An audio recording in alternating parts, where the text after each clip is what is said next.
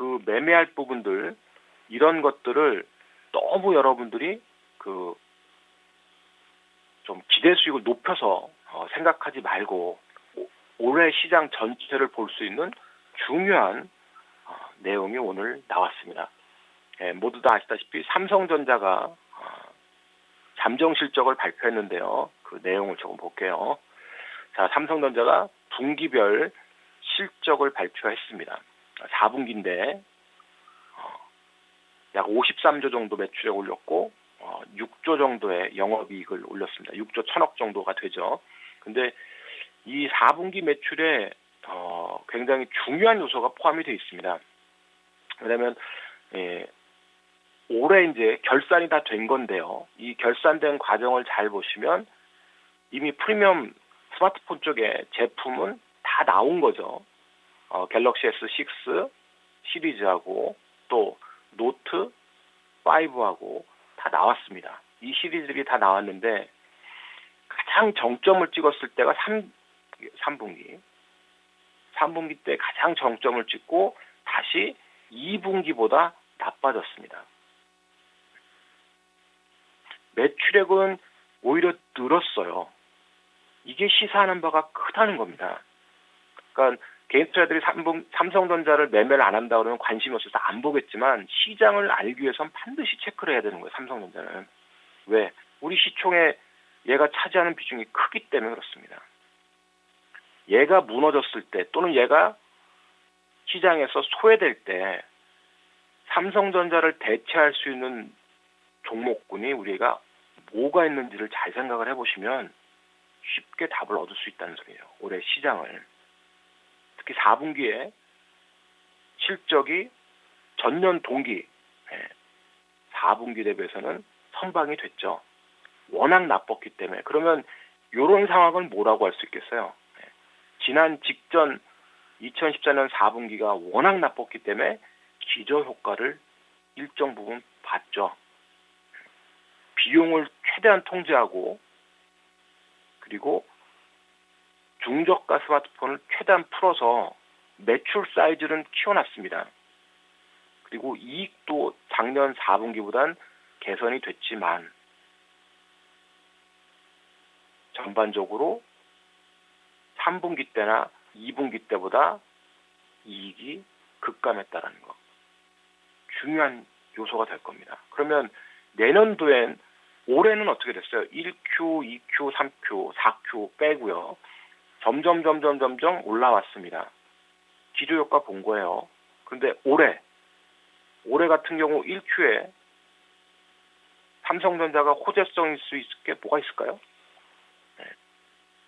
이 실적을 유지할 수 있을까요? 매출이 증가했는데도 불구하고 이익이 떨어졌는데 3분기보다도 그럼 1분기가 작년 1분기에 영업이익을 유지가 될 거냐 4분기보다 영업이익이 유지가 될 수 있느냐 또 4분기는 아시다시피 쇼핑 시즌이죠. 블랙 프라이데이 행사도 있고 그러니까 전체적으로 볼륨 사이즈가 늘어날 수 있는 시기였는데도 이익이 안 됐는데 1분기는 계절적 비수기입니다. 계절적 비수기에 과연 실적을 돌릴 수 있겠냐 이거예요. 그러면 업황을 또 봐야 되겠죠. 스마트폰 상황은 여러분들이 많이 들어서 알겠지만 중저가 폰이 계속해서 시장을 장악하다 보니까 프리미엄 폰에 대한 그 지배력이 떨어지고 그러면 평균 단가가 떨어지게 돼 있죠. 결국은 삼성전자 이제 나중에 사업 보고서 나오게 되면 그러면은 전체적인 그 윤곽이 드러나겠습니다만 이미 시장 예측은 그렇게 다 되고 있다는 거예요. 자, 그러면 3분기 때 좋았던 반도체하고 디스플레이가 어떤 상황인지 업황을 보면 잘 알 수 있다는 소리입니다. 자, 요게 LCD 패널 가격이에요. 자, 디스플레이가 3분기 때까지 잘 받쳐줬는데 여기서 반등하겠지 했는데 반등 못하고 떨어졌습니다. 떨어졌어요. 그러면 더 안 떨어지고 반등이 되겠냐 이거예요. 중국이 더 증산합니다. LCD 패널이 계속 떨어진 이유도 수요의 공급의 법칙에 따라서 중국이 계속해서 물량 공세를 피니까 이게 돌아가기가 쉽지 않아요. 이게 돌아가려면 더 많은 수요가 생겨야 되는데 지금 그럴 수 있는 상황인가? 쉽게 판단이 될 수 있죠. 자, 그동안 좋았던 반도체 시장마저도 지금 서버형 시장도 지금 급격하게 꺾이고 있고, 일반적으로 D램 가격도 급락이 진행된 데다가 문제는 낸드 가격까지도 그렇다죠. 낸드까지도 이 하락이 반전이 안 나옵니다. 그러면 이 반전을 만들기 위해서는 뭔가 더 많은 규모의 경제를 만들어야 되는데, 올해 이제 이 1분기 내에, 상반기라고 했으니까요. 올해 1분기 내에 인텔이 또 마이크론하고 손잡고 낸드 시장에 진출합니다. 그럼 더더욱 치열한 경쟁이 펼쳐질 텐데, 삼성전자로서는 그동안 스마트폰의 부진을 상쇄시킬 수 있었던 부분, 강력한 반도체 시장하고 또 일정 부분 디스플레이 시장이 살아났었는데, 그게 정체가 되기 시작하면 작년에 누렸던 기저효과가 올해는 누리기 어려워진다는 소리죠.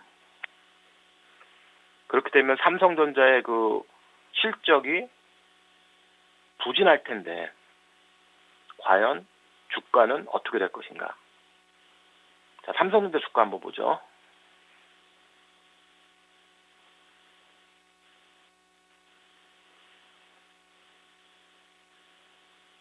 자, 삼성전자 주가를 조금 보시게 되면, 자, 2015년 참 부침 있었습니다. 자, 갤럭시 S6가 나오면서 기대감에 미리 올랐다가 급반등이 나왔다가 예상보다 판매가 부진할 거라는 소식에 다시 또 급락이 나왔었고요. 또 저점을 유지하면서 기술적으로 다시 또 반등을 시도했습니다. 거기다 이제 뭐 갤럭시 노트에 대한 기대감과 연말 기대감 이런 것들로 인해서 미리 선반영됐다가 다시 꺾였죠.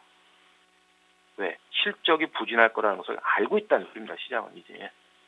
그러면 실적이 다 확인이 되는 과정에서 확인이 됐으니까 불확실성 제거 차원에서 기술적 반등은 나올 수 있지만, 이미 고점이 낮아진 상황에서 기술적인 얘기를 또 해드리는 거예요. 삼성전자의 실적 앞으로 진행 사항은 전망치를 보여드렸기 때문에, 그러면 이 기술적 지표들도 유사하게 움직이게 될 거고, 만약에 어닝 쇼크가 나오는 시즌이 생긴다면 뭐 1분기가 됐던 2분기가 됐던 3분기가 됐던 직전 연도 대비해서 어닝 쇼크 기간이 되면 삼성전자는 지난번에 이 저점을 위협받을 수도 있다는 소리입니다. 왜? 실적마저도 이젠 어떻게 돼요? 쌍봉 찍고 꺾이는 거야. 다시 보여드릴게요. 그림을. 자, 실적마저도 쌍봉으로 꺾이는 겁니다. 실적이. 자, 봉우리 조금 깨끗하게 보여드릴게요. 자, 올라왔다가 떨어졌다가 기저효과로 올랐다가 떨어지는데, 최고점을 찍었던 봉우리 대비해서 봉우리가 낮아지잖아요. 실적 봉우리가. 그러면서 고점이 낮아진 상태에서 얼마나 이제 방어를 할 수 있냐가 중요하겠죠. 그러나 그 방어선이 5조가 깨진다면은 직전 저점, 기술적 저점이 상당히 위협받을 수 있을 거고, 그런 위협받은 상황을 상쇄시킬 수 있는, 반전시킬 수 있는 모멘텀이 나오지 않는 이상은 올해 우리 주식시장 전체, 특히 대형주 시장이 만만치 않을 거라고 여러분들이 생각을 하셔야 돼요. 거기다가 중국발 리스크 계속 유지가 될 겁니다. 뭐 좋았다 나빴다 호재와 악재가 계속 반복이 되면서 좋은 것보다는 악재 쪽에 계속 포커스가 맞춰질 거고요. 글로벌 환경도 점점 저유가가 진행이 되면 될수록 신흥국들의 위기가 계속 부각이 될 겁니다. 그러면 올라갈 듯 할 때마다 발목을 잡는다는 소리예요. 우리 시장은. 올라갈 때마다. 그런데 삼성이 어느 순간에 어닝 쇼크가 나오면 기술적 지지선의 저점도 위협받을 수 있는 겁니다. 그래서 그래서 그 상황을 잘 이해해서 그것을 반전시킬 수 있는 모멘텀이 생기는지를 꼭 올해 점검을 하셔야 되고, 그리고 우리 업종군들 중에서 다른 거 다 여러분들이 어렵다 그러면 간단해요. 시총 보시면 된다 했어요. 항상 시총을 보시면. 자, 시가총액 상위 종목 중에서 과연 시장을 이끌어갈 수 있는 종목이 뭐가 있나를 보시라는 소리야. 시총 상위들 중에서. 얘네들이 결국은 결정 짓지 않겠습니까? 우리 시장은. 특히 대형주 시장. 과연 저 중에서 어떤 애가 삼성전자의 부진을 떨고 그것을 상쇄시켜 줄 수 있느냐. 실적이 대폭적으로 개선될 수 있는 친구들이 있을까? 쉽지 않을 겁니다. 여러분들 시총 1등부터 10등까지 보면 올해 실적이 대폭적으로 개선될 수 있는 친구가 눈에 그렇게 안 들어올 거란 소리예요. 그 밑으로 내려와도 똑같죠. 20위권까지 봐도 작년 대비해서 올해 실적이 대폭적으로 좋아질 수 있는 친구들이 눈에 안 들어올 거란 소리입니다. 크게. 한두 종목 정도 눈에 들어올까 그러지 쉽지 않죠. 그러면 결국은 올 한 해도 기술적 범주 안에서 우리 시장은 움직일 수밖에 없는 겁니다. 그나마 우리에게 좀 유동성 공급 차원에서 기대가 될 수 있는 부분은 뭐 많이 강조드렸지만 달러의 흐름밖에 없어요. 달러가 급속도로 꺾이는 시점. 그 시점을 잘 보고 캐리 트레이드 자금의 신흥국 증시 유입을 보면 그때는 우리가 좀 더 기술적 부분이 확장될 수 있겠습니다만 그러기 전에 펀더멘탈적으로는 쉽지 않은 장이 올해도 된다는 소리입니다. 그게 삼성전자가 오늘 그 잠정 실적 발표한 내용을 보면 여러분들이 올 한 해 시나리오를 만들 수가 있는 거예요. 그걸 보고. 나머지 종목군들도 이미 시장의 예측치는 다 나와 있지 않습니까? 그렇기 때문에 이것을 개별적으로 상쇄시킬 수 있는 그런 종목군과 업종군에 올 한 해도 집중할 수밖에 없는 거고 지금 1월 효과가 날 수 있는 것도 그런 쪽에 이미 세력들 여러분들이 생각하는 뭐 외국인이 될 수도 있고 기관이 될 수도 있고 큰 손들도 그렇기 때문에 1월 효과를 노리고 지금 머니게임을 펼치는 거예요. 시장에서. 그렇기 때문에 우리 시장이 다른 글로벌 시장보다도 더 강한 모습을 지금 보여주는 겁니다.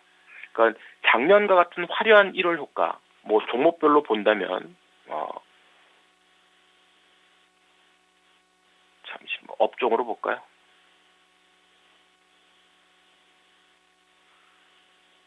자, 중소형주들이 작년에 진짜 화려하게 움직였습니다. 자, 엄청나게 화려하게 움직였죠? 1월 달에. 근데 이런 화려한 것은 올해는 기대하지 마시라는 소리입니다. 올해는. 1월 효과는 분명히 지금도 나오고 있지만 이런 화려한 게 나오려면 대단히 큰 재료들이 터져줘야 됩니다. 시장이 원하는 재료가 터져줘야 된다는 소리예요. 뭐 종군당이 최근에 시장을 주도하면서 아주 1월 효과를 톡톡하게 내고 있는데 그 종군당의 계약 내용도 예측 가능한 범위에서 나와줘야지 시장이 환호한다는 소리입니다. 그 계약이 뭐 진짜로 한약품 수준의 뭐 10억 불 가까운 계약인지 아니면 수천만 달러 수준인지 계약 내용을 공개를 안 했기 때문에 다 모르잖아요. 지금 예측만 할 뿐이지. 그래서 지금 모멘텀 플레이만 들어가는 거지 시장이 정말 믿고 끝까지 따라갈 수 있는 힘은 아직 떨어진다는 소리입니다. 그럼 다른 데서 그런 게 나와줘야 돼요. 다른 쪽에서라도. 그런 블록버스터급 신약에 대한 계약 조건이 성립이 되든지 아니면 다른 쪽에서 뭔가 이 힘을 낼 수 있는 시장을 끌고 갈 수 있는 그런 조건이 성립이 돼야 된다는 소리입니다. 근데 그런 쪽보다는 지금은 순환하는 장세로 보시면 되는 거예요. 그래서 다음 주에 중국에서 어떤 그 큰 재료가 나오지 않으면 오늘 나온 재료는 아까도 점검했듯이 다른 재료 나온 거 하나도 없습니다. 딱 하나 있어요. 서킷 브레이커 잠정적 폐지한다는 거 외에는 재료 없습니다. 그거하고 또 하나 있는 게 그 위안화 그 절상된 거 그거 딱 두 가지입니다. 근데 다음 주에 통화 정책에 관한 내용이라든지 증시 부양책이라든지 추가적인 내용이 안 나오면 다시 바닥 확인 작업을 얼마든지 할 수 있습니다. 그래서 흥분하실 필요 없고요. 오늘 반등은 기술적 범주 내에서 나오는 반등 대신 다음 주에 조정이 나오면 이번 주에 대응이 잘 안 됐던 분들은 좋은 기회가 또 된다는 소리입니다. 다음 주에 기술적 조정이 나왔을 때 역시 선두권에 있는 바이오 제약 잘 보셔야 될 종목도 아예 찍어드렸잖아. 그죠? 기준을 삼으라 그랬습니다. 종근당, 대웅제약, 복십자 얘네들을 기준으로 삼아서 걔라도 좀 보세요. 다른 거 못하겠다 그러면. 그리고 바이오 종목은 싫다. 나는 도대체 바이오 종목은 잘 모르겠고 싫다 그러면 기준만 그것을 보고 다른 종목군으로 접근하면 됩니다. 뭐 중국 관련된 생활용품이라든지 화장품이라든지 오늘도 어제 설명드렸던 종목들 좋았죠. 3D 프린터 같은 것도 계속해서 시장의 관심을 받게 됩니다. 그 드론 관련주들 계속 관심을 받을 수 있는 거고요. 그래서 그런 종목군에 좀 집중할 필요가 있다는 소리입니다. 지금 장에서는 시장에서 신드롬을 만들었던 작년 종목군들 살아있잖아요. 안 죽습니다. 그 안 좋은 장에서도 옆으로 행보하면서 오늘 장중에도 한번 고점 돌파 시도도 나왔다는 소리예요. 오늘같이 안 좋은 장인데도 불구하고. 그러면 매매하시면 된다 그랬습니다. 자, 고점 마디가 가면 팔아주는 거고 떨어지면 뭐라 그랬어요? 다시 분할 매수하면 된다 그랬습니다. 마디가 전략 잘 활용하시면 되는 거고. 자, 3D 프린터 관련주들도 안 죽죠. 돕니다. 그렇게 장 폭락했는데 얘 안 죽었어요. 물론 실적이 좋아서 안 죽은 게 아닙니다. 지금 모멘텀 장세고 1월 효과를 노린 큰 손들의 순환매 장세기 때문에 안 죽는다는 소리예요.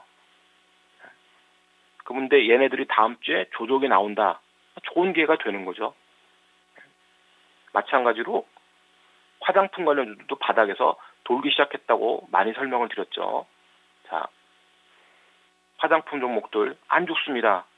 오히려 바닥에서 지금 반등이 나오고 있죠.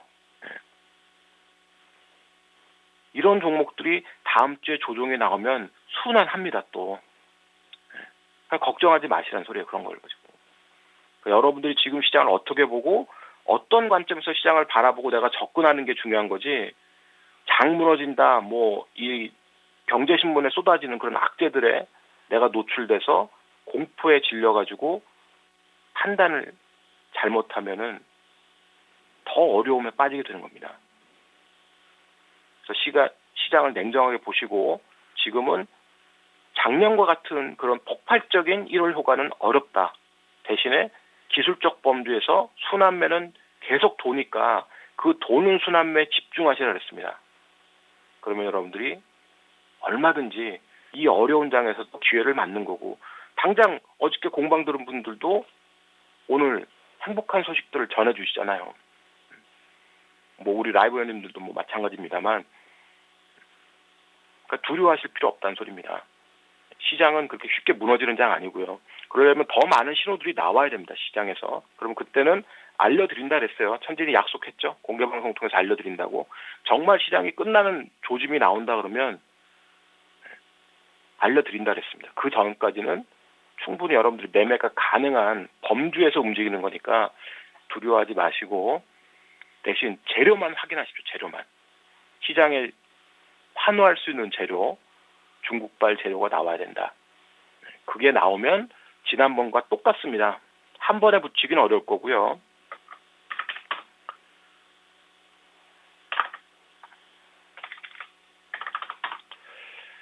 자, 지난번 다시 또 타임머신을 타고 작년으로 돌아가 볼까요? 자, 이때도 똑같았죠? 급락 나오니까 금방이라도 다 시장 끝날 줄 알고 많은 사람들이 이제는 볼 것도 없다. 시장 떠나라. 얘기 많이 했습니다. 그래 놓고도 다 반등 나왔어요. 이때도 천진이 공방에서 많이 여러분들께 설명을 드렸죠. 날짜까지 세드리면서 설명을 다 드렸습니다. 죽지 않는다. 시장은 그렇게 우스운 곳이 아니다 그랬습니다. 항상 개인들은 반대로 본다 그랬죠. 요 자리에 가니까 흥분한다 그랬죠. 요 자리. 요 마디가에 가서 이제는 조심해야 되는데 이 자리 가면 흥분하고 거꾸로 돌파가 할 것 같으니까. 이 자리 깨지면 또 두려워하고 올라가면 흥분하는 소리예요. 반복되는 겁니다. 요번에도 올라갈 때 부침이 있을 거예요. 분명히 이렇게. 왔다 갔다 하면서 부침을 주지만 결국은 다시 또 본궤도 마디가 근처까지도 다시 회복이 된다는 소리입니다. 그래서 그런 것에 대한 두려움을 갖지 마시고 시장이 어떤 재료를 지금 필요로 하는지 그 재료가 언제 나오는지 그걸 촉각을 좀 갖고 접근을 하세요. 기술적 부분에서 너무 거기에 매진하고 있으면 멀미나서 여러분들이 대응 못합니다. 오늘 같은 장도 대응할 수 있겠어요? 급반등을 하고 급락을 하고 중국 시장이 시작할 때 2% 상승했다가 순식간에 또 마이너스 2% 이상 빠졌습니다. 지수가 하루 낙폭이 4%가 넘어요. 그 멀미나는 걸 보면서 견딜 수 있겠어요? 못 견딥니다, 그런 거. 공포스러워서. 근데 중심을 잡고 있으면 널뛰기를 해도 자리만 찾아가면 되는 거예요.